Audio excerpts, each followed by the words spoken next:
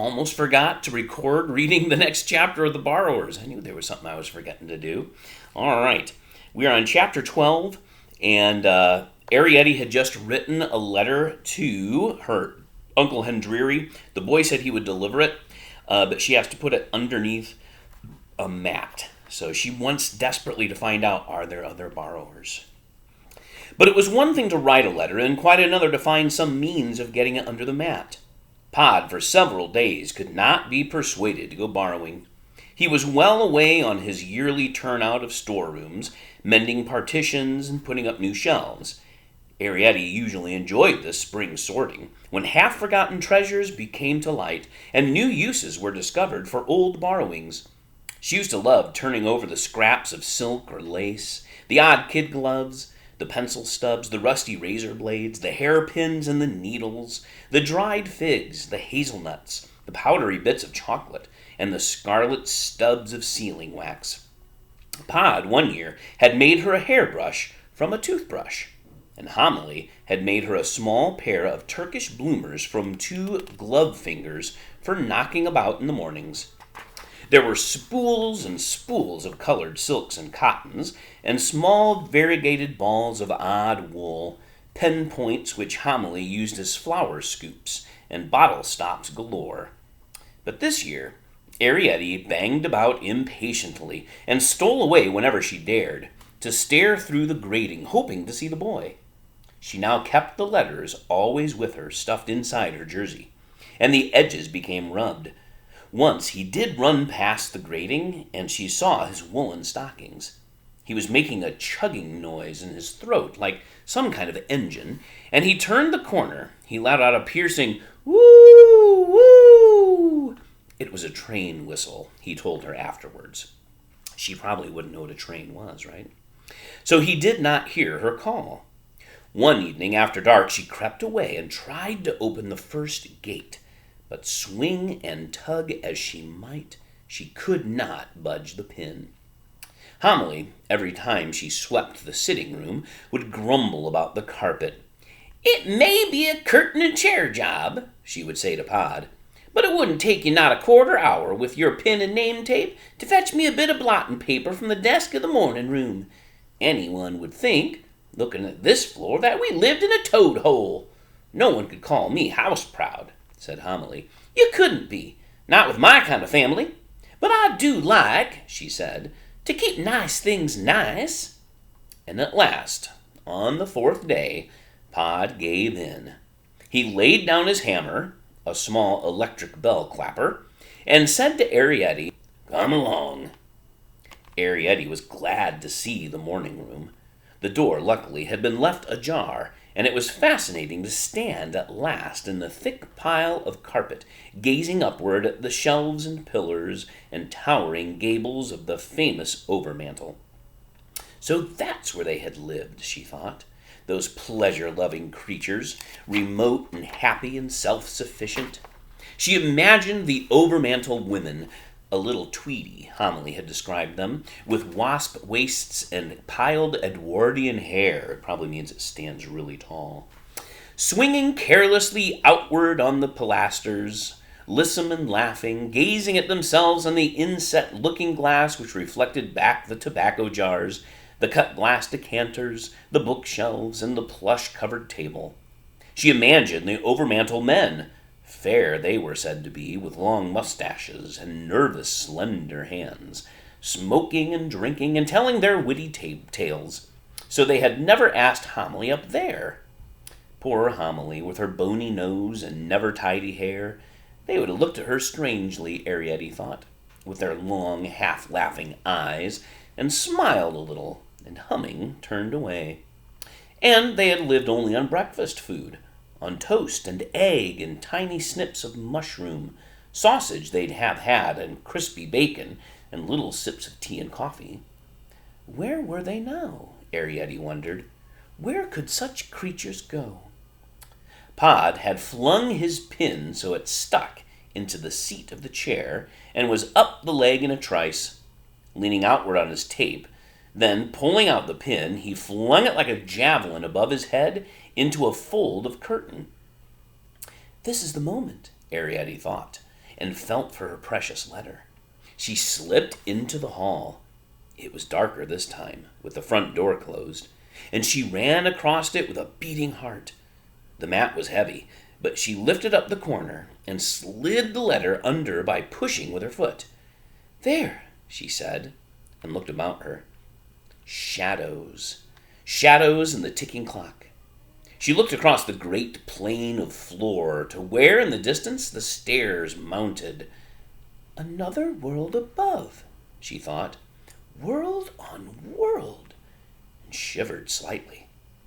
"Arrietty," called Pod softly from the morning room, and she ran back in time to see him swing clear of the chair seat and pull himself upward on the name tape, level with the desk.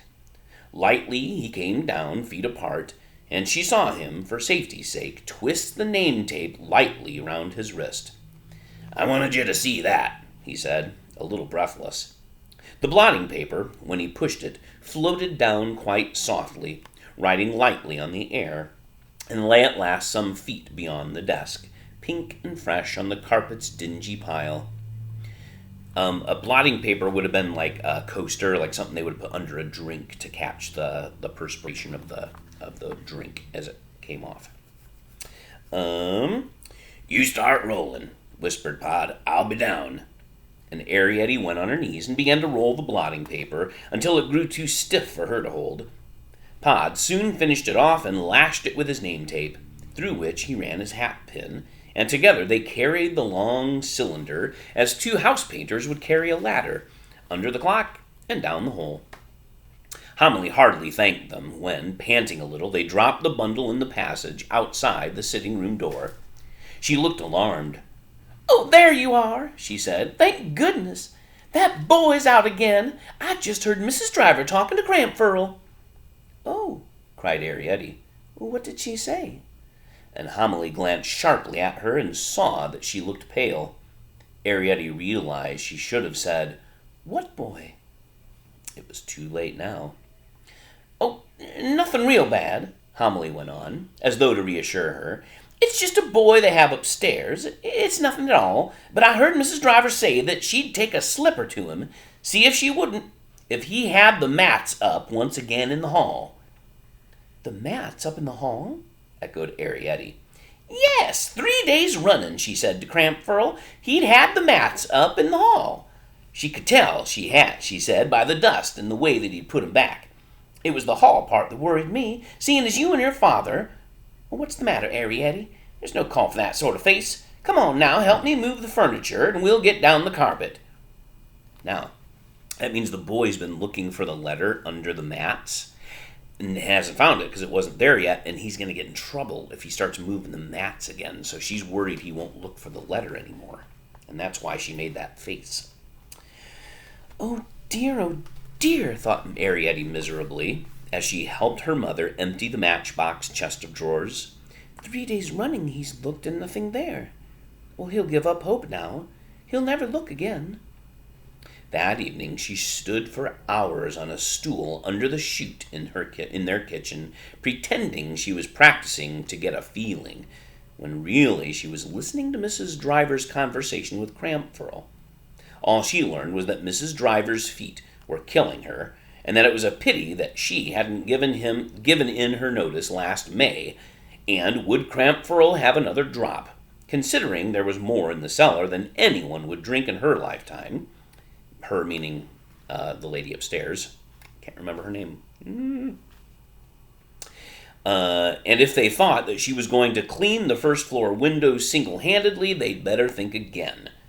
But on the third night, just as Arrietty had climbed down off the stool, before she overbalanced with weariness, she heard Crampfurl say, "If you ask me, I'd say he had a ferret." And quickly, Arrietty climbed back again, holding her breath. "A ferret?" she heard Mrs. Driver exclaim shrilly. "Whatever next? Where would he keep it?" "That I wouldn't like to say," said Crampfurl in his rumbling, earthy voice. "All I know is, he was up beyond Parkin's Beck, going round all the banks and calling down like all the rabbit holes." "Well, I never," said Mrs. Driver. "Where's your glass?" "Just a drop," said Crampfurl. "That's enough. Goes to your liver, the sweet stuff, not like beer. It isn't. Yes, he went on. When he saw me coming with a gun, he pretended to be cutting a stick like from the hedge. But I'd seen him all right and heard him, calling away, his nose down a rabbit hole. It's my belief he's got a ferret. There was a gulp, as though Crampfurl was drinking. Yes, he said at last, and Arrietty heard him set down the glass. A ferret called Uncle something. Arrietty made a sharp movement, balanced for one moment with arms waving, and fell off the stool. There was a clatter as the stool slid sideways, banged against the chest of drawers, and rolled over. "What was that?" asked Crampfurl. There was silence upstairs, and Arrietty held her breath. "Oh, I didn't hear nothing," said Mrs. Driver. "Yes," said Crampfurl. "It was under the floor, like, there by the stove." "That's nothing," said Mrs. Driver. "It's the coals falling. Often sounds like that. Scares you sometimes when you're sitting here alone. Here, pass your glasses, and only a drop left. Might as well finish the bottle." They're drinking fine old Madeira, thought Arrietty, and very carefully she set the stool upright and stood quietly beside it, looking up. She could see light through the crack, occasionally flicked with shadow as one person or another moved a hand or arm. "Yes," went on Crampfurl, returning to his story, "and when I come up with my gun, he says, all innocent like, to put me off, I shouldn't wonder, 'Any old badger sets around here?' 'Artful,' said Mrs. Driver. 'The things they think of, badgers' sets.' And she gave her creaking laugh. 'Well, as a matter of fact,' said Crampfurl, 'there did used to be one. But when I showed him where it was like, he didn't take no notice of it, just stood there waiting for me to go.' Crampfurl laughed. 'Two can play at that game,' I thought. So I just sits myself down, and there we were, the two of us." "And what happened?" "Well, he had to go off in the end, leaving his ferret. I waited a bit, but it never came out. I poked around a bit and whistled. Pity I never heard properly what he called it. Uncle something it sounded like." Arrietty heard the sudden scrape of a chair. "Well," said Crampfurl, "I'd better get on now and shut up the chickens." The scullery door banged, and there was a sudden clatter overhead as Mrs. Driver began to rake the stove. Arrietty replaced the stool and stole softly into the sitting room, where she found her mother alone. All right, so the boy is also, even though he doesn't have the letter, he's been looking out for Uncle Hendreary, and they think he has a pet ferret that maybe got away and is down in a hole, and he's looking for him. So, we'll see what happens here, if the boy gets into more trouble, and if the letter ever gets there, or anything else.